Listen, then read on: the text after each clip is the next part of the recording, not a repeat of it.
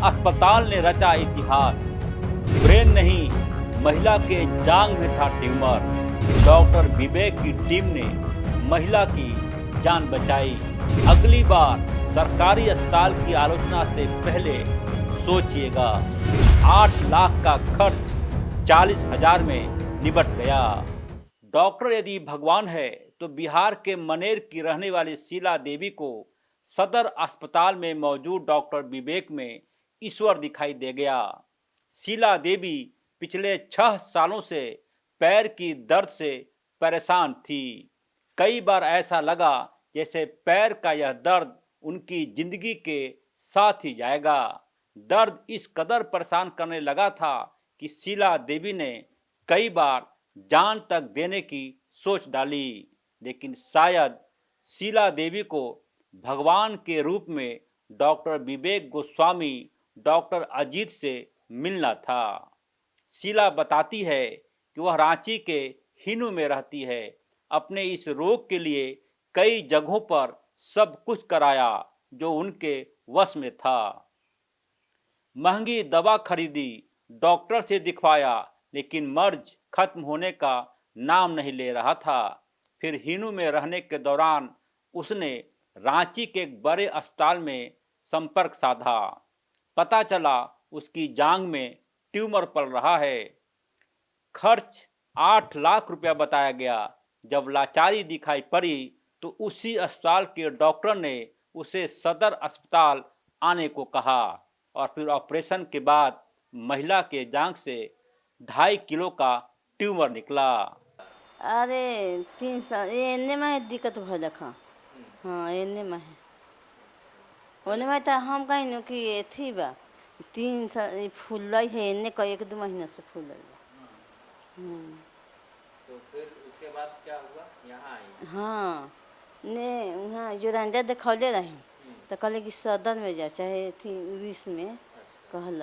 तो सदर में आवे के बाद डॉक्टर का बोल बोलक न कि देखा कि ऑपरेशन हुई जाँच यूपी में 1 भी करवल थी नेजा करवल थी। अच्छा। हाँ तो ओकर बाद फिर डॉक्टर बोलन कि ऑपरेशन कर हाँ ऑपरेशन कर बढ़ गल बा। बहुत। हाँ ट्यूमर देख ले रहा? हाँ बड़का है। बड़ा डॉक्टर? हाँ 2 ट्यूमर? हाँ अभी ठीक है बा। के बाद ठीक बा। ठीक बा। हाँ अभी दुखाइत बा। बिहाने उठानी है न तो चले नहीं होत लखा। सबसे पहले पता चला तो मैं थोड़ा पारस हॉस्पिटल गया, वहाँ से पता किया, फिर रिम्स भी गया, वहाँ ही पता किया।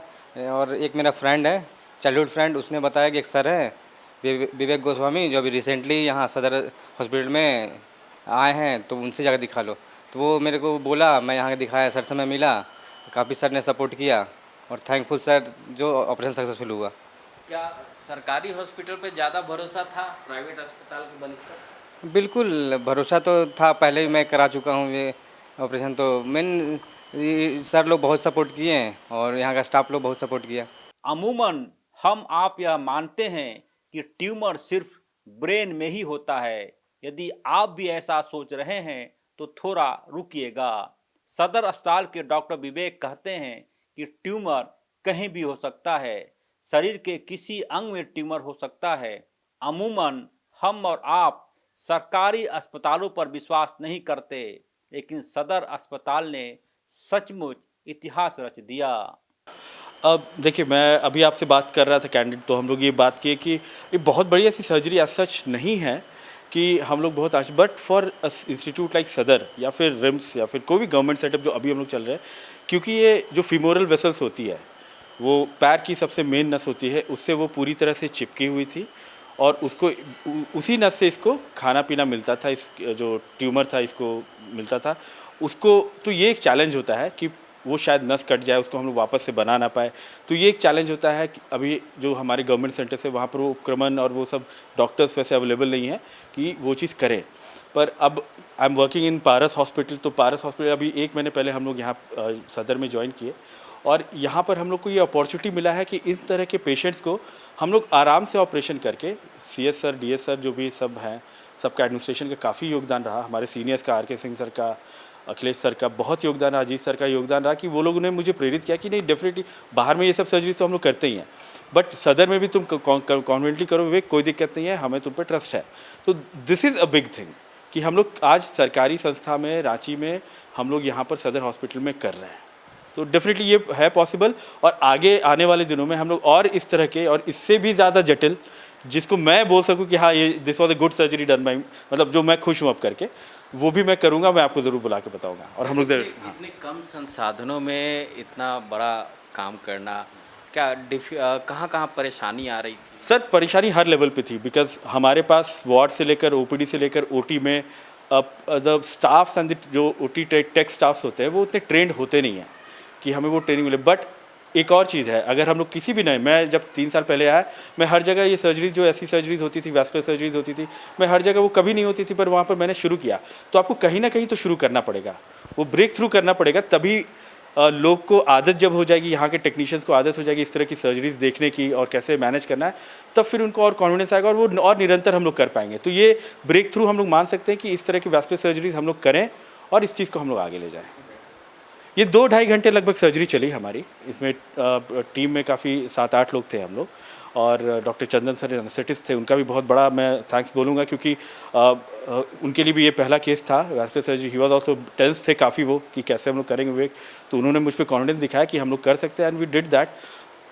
प्रॉब्लम्स हर जगह पे है, बट जब तक हम लोग करेंगे नहीं किसी तरह से मैनेज करके, मैं अपना कुछ इंस्ट्रूमेंट ले आऊँ, कुछ पेशेंट से मंगवा लूँ जो चीज़ कंज्यूमेबल है, जो हमें लग सकती है, जैसे आर्टिफिशियल नस होती है वो हम लोग, मैंने अपने गाड़ी में रखा, जो इंस्ट्रूमेंट्स होती है जो वो हम लोग अपने पास रखे, कुछ इंस्ट्रूमेंट जो सदर में पहले से मौजूद है वो हम लोगों ने यूज़ किया, उसको फिर हम लोगों ने किया। ये रेगुलर हम लोग जब करने लगेंगे, जब सरकार ये समझेगी कि नहीं ये सब सर्जरी अब हमारे सरकारी संस्थान में हो रहे हैं, तो शायद आज नहीं तो कल हमारे पास माइक्रोस्कोप टिवाटो हो, तो मैं उस दिन का शायद वेट कर रहा हूँ। सर अब मरीज के बारे में जानना चाहेंगे कि कितने दिनों से ये ग्रसित थी और कब तक ऑपरेशन के बाद कितने दिनों में इनका पूरा कंप्लीट ठीक हो जाएगा? अब ये मरीज़ को लगभग 4-5 साल से ये प्रॉब्लम थी, जो शुरू में बहुत धीरे धीरे बढ़ रही थी, पर पिछले 2 महीनों में वो अचानक से बहुत ज़्यादा तेज़ी से बढ़ने लगी और दर्द काफ़ी ज़्यादा होने लगा, क्योंकि फीमोरल वेसल्स जो होती है, मतलब उसमें नर्व होती है, आर्टरीज होती है, वेन्स होती है, उसको वो अबर्ट कर रहा था, मतलब उसको वो ठेल रहा था, और एक जगह पे वो नस को इतना ज़्यादा ठेल रहा था कि वो खून की प्रवाह जो है वो रीस रही थी, वो बिल्कुल नॉर्मल फ्लो से लगभग 5% 2% कह सकते हैं कि बस पैर बचा हुआ था सस्टेन का, तो इसलिए वो पेन काफ़ी ज़्यादा एक्सक्रूशिएटिंग था पेन पेशेंट का।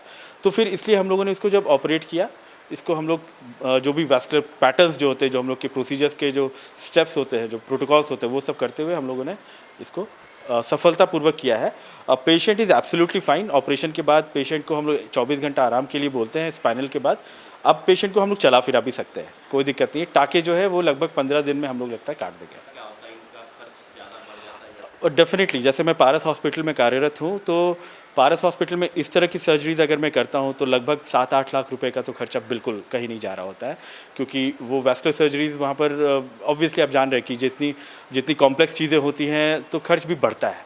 तो उसी हिसाब से हम लोग पेशेंट को काउंसिल भी करते हैं। हम लोगों ने कभी इनको नहीं बोला, क्योंकि मैं भी ये सोच में था कि करें या ना करें, बट CS सर और DS सर और हमारे जितने भी स्टाफ्स और जो OT टेक है, सबने ये कॉन्फिडेंस दिखाया कि सर करिए, हम लोग आपके साथ हैं, एंड वी डिड दैट। और अब खुद डॉक्टरों के जुबानी सुनिए कि ट्यूमर होता कैसे है। क्या ट्यूमर किसी को भी हो सकता है या फिर शरीर के किसी अंग में हो सकता है? देखिए, ट्यूमर जो है 2 तरीके का ट्यूमर होता है, बेनाइन ट्यूमर और मैलिग्नेंट ट्यूमर। मतलब एक कैंसर वाला होता है और एक बेनाइन, और एक होने के लिए कहीं भी हो सकता है। ट्यूमर जो है कहीं भी हो सकता है पूरे शरीर में, ऐसा कुछ नहीं है कि जांघ में नहीं होगा या कहीं भी हो सकता है। ब्रेन से लेकर के पैर तक कहीं भी हो सकता है। एग्जैक्ट डेटा हम थोड़ा BHT देख करके ही बता पाएंगे, इसको अभी हम नहीं बता पाएंगे। देखिए सर, ट्यूमर्स जो इस तरह के ट्यूमर्स होते हैं, इसकी जेनेटिक बेसिकली रीजंस होती हैं, जो किसी ट्रॉमा से, किसी ट्रिवियल जैसे चोट लग गई, उनको लगा हल्का चोट है, पर उससे वो अचानक से वो बढ़ना शुरू कर देता है। तो ये जिस तरह का ये ट्यूमर था, ये मायोलाइपोसार्कोमा था, तो ये अचानक से चोट से, ये अचानक से जो उसको पता भी नहीं चला हो, अचानक से बढ़ने लगा, जिसके चलते इनको दर्द भी काफ़ी ज़्यादा होने लगा। खून की नस को वो दबा दिया, जो नर्व होती है फीमोरल नर्व, उसको दबा दिया, इसलिए इनको पेन आया, तब ये हमारे पास आए। और ये पटना के निवासी है, हम लोग थैंक्स है पेशेंट के लिए भी कि उन लोगों ने हमारे ऊपर कॉन्फिडेंस दिखाया और यहाँ पर ऑपरेशन कराया। आप लोग का बहुत बहुत धन्यवाद कि आप लोग आए और इतना कीमती वक्त दिया अपना। और एटलीस्ट मैं आप चाहूँगा कि आप लोग के माध्यम से झारखंड में हम लोग ये बता पाए कि सरकारी संस्थानों में भी ये सब सारी चीज़ें हो सकती हैं। प्राइवेट में तो हम लोग कर ही रहे हैं, पारस हॉस्पिटल में कॉमनली कर रहा हूँ, बट यहाँ पर करना it was a good challenge and very good support from all the staff. सरकारी अस्पताल हमेशा बेहतर होता है। कल्पना कीजिए यह महिला किसी निजी हॉस्पिटल में होती तो कम से कम 8 लाख रुपया खर्च होता। सरकारी अस्पतालों की आलोचना करना बेहद आसान है, लेकिन इसकी प्रशंसा करने के लिए कलेजा चाहिए। जैसे जैसे वक्त बदलता है वैसे वैसे हर चीज़ में बदलाव होते जाता है। बात करें झारखंड की राजधानी रांची की, तो रांची का सदर अस्पताल में बहुत कुछ अब बदल चुका है। पहले यहाँ छोटे मोटे इलाज हुआ करते थे, अब यहाँ बड़े इलाज भी होने शुरू हो गए हैं। बात करें झारखंड में अगर कैंसर से कोई पीड़ित है, कोई ट्यूमर से पीड़ित है, तो वो अब सदर अस्पताल पहुंचता है और अपना इलाज करवाता नज़र आता है। ऐसे में अब प्राइवेट अस्पतालों की जगह लोग सदर अस्पताल पे, सरकारी अस्पतालों पे भरोसा जताते नज़र आते हैं। और सदर अस्पताल भी अब इस कदर अपना कद बढ़ा चुका है कि झारखंड में अब रिम्स के जगह दूसरा पैरेलल अस्पताल ये बन चुका है। रांची से कैमरा सहयोगी कौशल नारायण के साथ अमित कुमार, HNN न्यूज़।